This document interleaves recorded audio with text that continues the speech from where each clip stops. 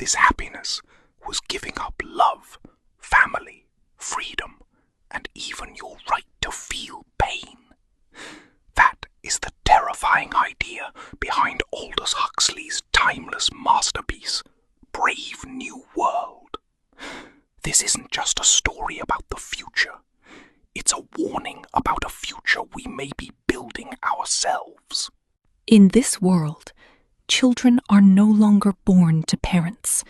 Instead, they are manufactured inside massive laboratories, growing in endless rows of glass bottles. From the very first moment, scientists decide everything: how intelligent a child will be, what job they will have, how long they will live, even how happy they will be. Every aspect of their life is determined before they ever open their eyes. No one chooses their own destiny. No one dreams of becoming something different, because choice itself has become dangerous. Society is divided into rigid social classes. At the top stands a small elite that governs the world. At the bottom are millions of genetically engineered workers designed to love hard labor and never question the system. Everyone appears happy, not because life is perfect, but because they've never known any other way to live. From childhood, people are conditioned through sleep learning until obedience becomes instinct and the system becomes the only truth they know. And whenever someone feels anxious or unhappy, there is a simple solution. A tiny pill called Soma. A drug that erases pain, and with it, the ability to truly think. In the middle of this perfectly controlled society lives a man named Bernard Marx. On the surface, he belongs to the upper class. But deep inside, something feels wrong. He feels alone, different, while everyone else loses themselves in endless entertainment. Bernard can't stop asking one simple question. Is this really what life is supposed to be? That single question makes him an outsider in a society that fears curiosity. One day, Bernard visits a place few people from his world have ever seen. A savage reservation where humanity still lives the old-fashioned way. There, he discovers a completely different world. Children born naturally. Mothers embracing their children. Families. Old age. Disease. Poverty. People who cry. And people who truly love. Everything the civilized world considers primitive, Bernard sees as something deeply human. But the greatest surprise isn't the reservation itself. It's a young man named John. Born to a woman who originally came from the world state but was stranded in the reservation years earlier. John grows up between two worlds. He belongs to neither. His greatest teacher is the works of William Shakespeare. From those plays, he learns about love, honor, sacrifice, freedom, values that no longer exist in the modern world. Bernard brings John back to civilization. Almost overnight, John becomes the most famous man on Earth.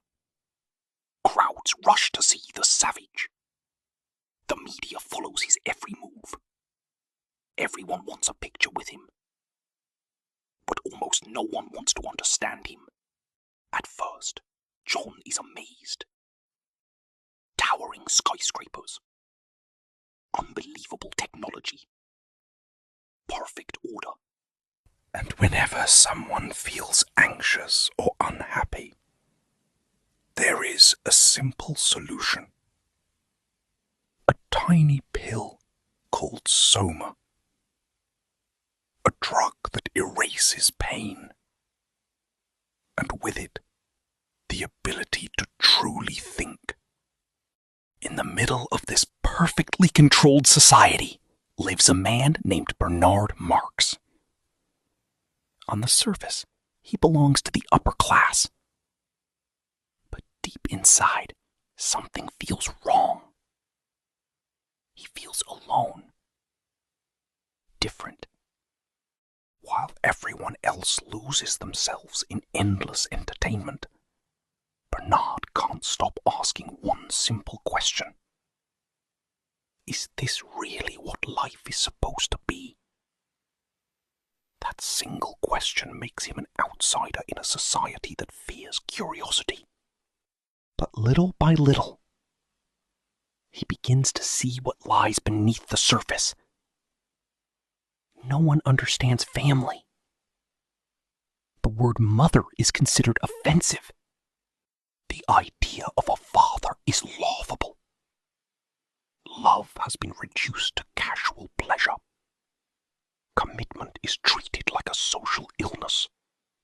Then John meets Lenina Crown, and he falls deeply in love with her. But his idea of love is nothing like hers. He dreams of devotion, loyalty, and genuine connection. She believes casual relationships are perfectly normal. Their worlds collide. Everything John says sounds strange. Everything Lenina does breaks his heart. For the first time, John realizes he isn't living in an advanced civilization. He's living in a world that has lost its soul. Then comes the greatest tragedy. His mother dies in a hospital. But no one cries. No one pauses to mourn. Children laugh. Doctors continue their work. Patients simply take Soma to avoid feeling grief. In this society, even death has been stripped of emotion. John is devastated. It feels as though humanity itself has disappeared. And whenever someone feels anxious or unhappy, there is a simple solution. A tiny pill called Soma. A drug that erases pain, and with it, the ability to truly think. In the middle of this perfectly controlled society lives a man named Bernard Marx. On the surface, he belongs to the upper class, but deep inside, something feels wrong. He feels alone, different, consumed by anger. John tries to stop people from taking Soma.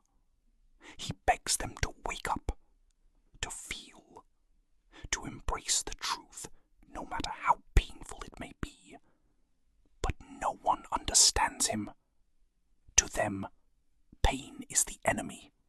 Freedom is unnecessary. Comfort is everything.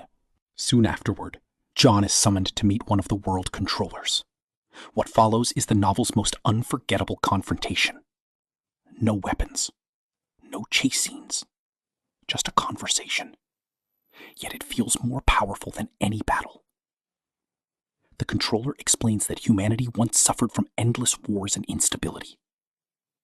To create lasting peace, people sacrificed certain things. No freedom, but no war. No great art, but no chaos. No religion, but no fear. No passionate love, but no broken hearts. John silently asks the question that changes everything. Can we still call ourselves human after giving up all of that? The controller believes happiness is more important than truth. John completely rejects that bargain. He would rather suffer as a free human being than live comfortably inside a golden cage. After this encounter, John withdraws from society. He searches for solitude, for meaning, for the humanity he fears has been lost forever. But even there, people find him. His private life becomes another spectacle. Crowds gather every day. They watch him, film him, laugh at him. Even his loneliness is stolen. The pressure becomes unbearable. Caught between the values he believes in and a world that rejects them, John descends into despair.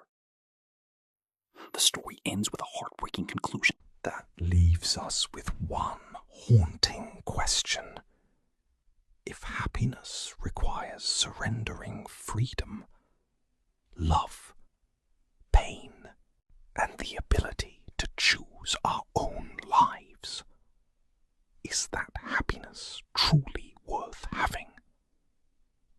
That is why, more than 90 years after its publication, Brave New World remains one of the most influential novels ever written. It doesn't simply imagine the future.